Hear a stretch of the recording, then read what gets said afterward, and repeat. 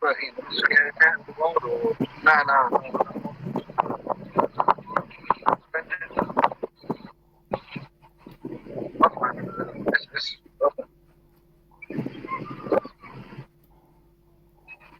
He's offended. That's the bit. That's the vibe.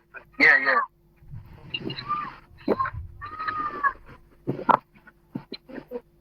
Right, that's it. Yeah, so Matthew 13 and 20. But he that received the seed into stony places, the same is he that heareth the word, and anon with joy receiveth it. Yet hath he not root in himself, but dureth for a while. For when tribulation and persecution ariseth because of the word, by and by he is offended. Now, when you look up that word offended, right? I go.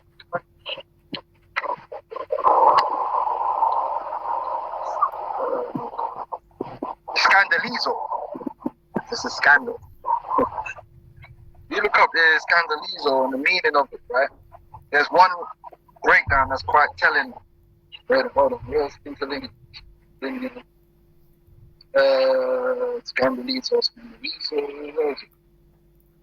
Scandalizo.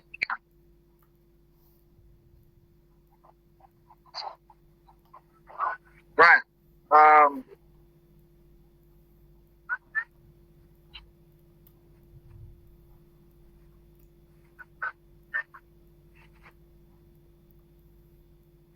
Right. So you read through the definition, right?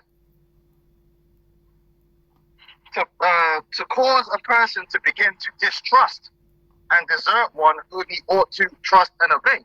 So because you're catching hell for doing right, you're like, wow, the Lord, why did the Lord do this to me? If I did the right thing, why didn't I get, you know what I'm saying? You start not trusting in the Lord. Now you're going down the wrong path. Now you're going to be destroyed. Right? It says, to be offended in one, see in another what I disapprove of and what hinders me from acknowledging his authority. So you don't like the fact that Yahweh Shai didn't save you from that persecution, that you had to go through that discomfort. Yeah, even though the Lord himself went through this discomfort. But I say, that's why I speak about despise not the chastening of the Lord. Yep. Because it's going to come. It's surely going to come. Yep. Yahweh Shai went through it. You know? So we should be expecting these things at some point, man, in our lives, you know? We're going to go, ups and downs, man. You know, what's going to happen? It says, since one who stumbles or whose foot gets entangled feels annoyed, to cause one displeasure at a thing, to make indignant. Right? So if you look at that word indignant,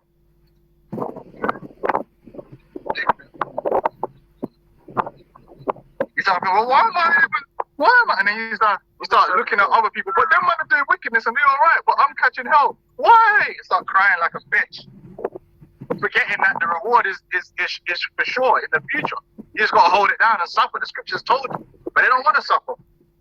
Indignant, feeling or showing anger or annoyance at what is perceived as an unfair treatment. So you think it ain't fair? It's not fair. I did the right thing and I'm being punished for it. Nah, that man there. And then they fall out, man. Because they thought it was gonna be all peaches and cream and the reward is no. The Bible says if we suffer with him, we shall also reign with him. So a lot of times you have to suffer, and you have to suffer for doing the right thing or for making the right decisions. That's why it's about, it should be sweet in our mouths but bitter in our stomachs, man. But there's a comes with knowing this, man, and fulfilling this role. Yep. It's not going to go your way, man. Sometimes you have to suffer not getting your get back. That's why the Bible says certain times you got to turn the other cheek, man. Like, people do things to you, like, if you was in the world, you would have went and dealt with them. But when you're in this truth, you're like, you have to be like, you know what, man, I'm going to pray to the Lord and leave it in the hands of the Lord and just focus on what I need to be focused on. Because I can't be focusing on that, Revenge not yourself. Yeah. It says like, wait for the Most High to get, because he's going to get caught eventually. Yeah. He's going to get caught eventually, man. That's also being patient for people to get their judgment, man.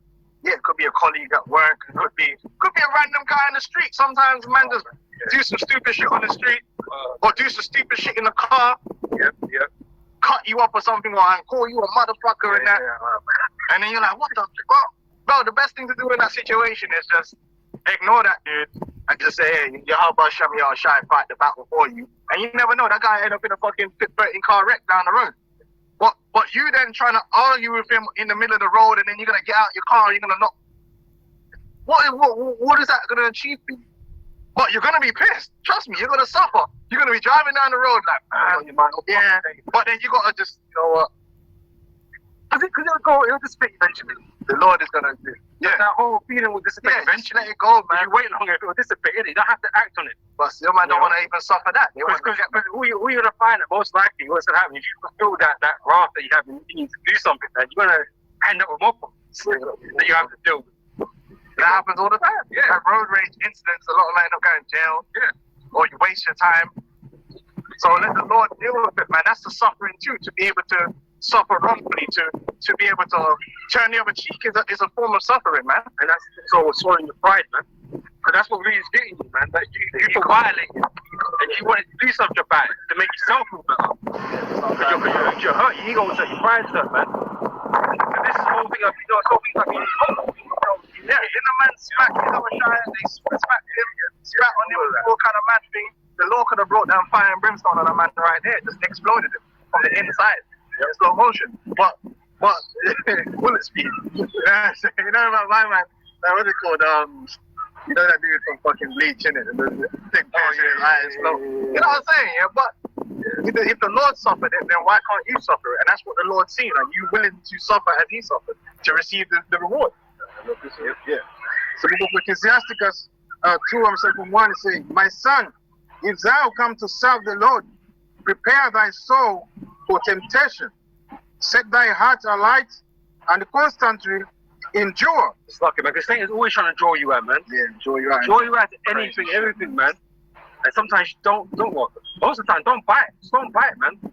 But Satan, he's going to have you where he wants you, man. He's going to have you where he wants you, man. And, he's going to bring more trouble upon you, man. Yeah. You got to try and find that angle. You got to turn off, man. You got to use that footwork, man. Yeah. Satan becoming like Loma, you got to see that trap. You got to turn when he turned him, man, and negate the angle straight away. Otherwise, he just draw you out into acting out of character or acting. Like the elder said when that guy when Sakari said what he said about Paul, he said it out of emotion. Satan came up, and basically he just wants to be right, and this is the problem with just wanting to be right, yeah, and being frustrated when someone is not giving you the right. And then so all of a sudden, what Satan did, Satan built up his frustration and his emotion, and he forgot that at the end of the day, the Lord is going to win anyway. The Lord is, and I know that frustration. You know when a man just frustrating you and he's saying bullshit, and you know he's saying bullshit, but you have to remember that it's not your job to win, because you're not the one that's winning. The Lord is winning. So sometimes a guy just ain't going to accept that what you're saying is true, and he's going to be a deaf adder, and he's going to keep talking foolishness. What he should have said was, you don't understand what Paul was saying there. You're blinded from the real understanding. I've given you understanding. If you can't accept it, that's fine. Because he wanted to win that interaction and make it look like everyone. He put himself in a corner. Then he's like, oh, Paul, put himself in a corner and then had to say something that said something dumb because of the emotion of it, man. Because it became about him in that moment. Because he wanted to win. He wanted to get one over. So he threw away the scriptures to try and do it. He tried to he just threw it away right there. Like, oh, Paul, bro, come on, you can't do that, man. Satan sent that guy to draw you out, man. You allowed that to happen. Your emotion was getting away with you. And remember what I said about, seeing that. When you're feeling them deep levels of frustration, pause, yeah? You gotta know when to be like, hey, brother, you take over, man. You see a brother that's calmer than you? Yo, brother, just speak for a minute. I'm gonna just read.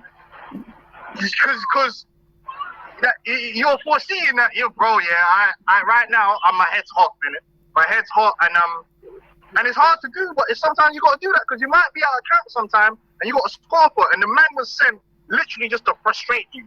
You're frustrated because you want man to accept the truth. He's not accepting it. He's coming with bullshit, and you're losing your shit.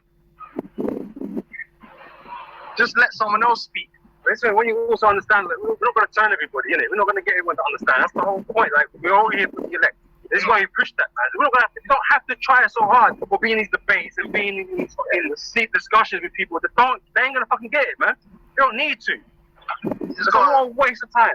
Yeah, just You know, you're just getting frustrated. if you're ever at camp and there's a scorecard and he's getting you out of character and your emotions start running wild, there's nothing wrong with that. We're men, we're in the flesh. You know, we're not women, but men still get emotions. Listen, we know this.